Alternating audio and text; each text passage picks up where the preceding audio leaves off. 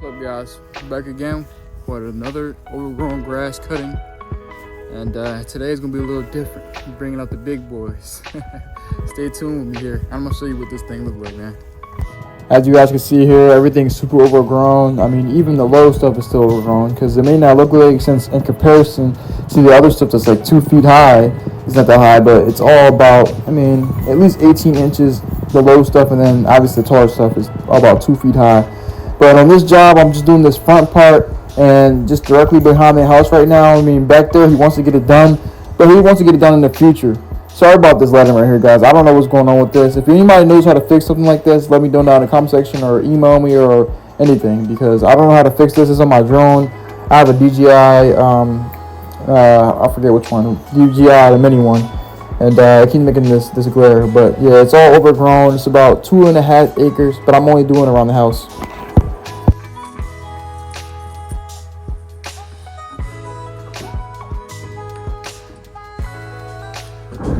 It's crazy, but it gets it done.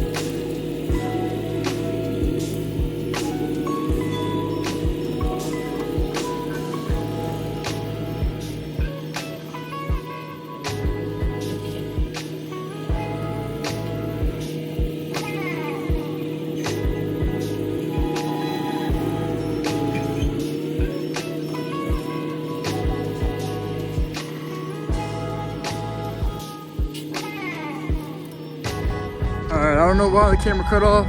I literally put it in the shade. I have no idea, but this is how we got it cut so far. I mean, picked up some dirt a little bit and some of the grass a little bit, but I mean, it's nothing that I can't grow back in Florida. So over here looks really good.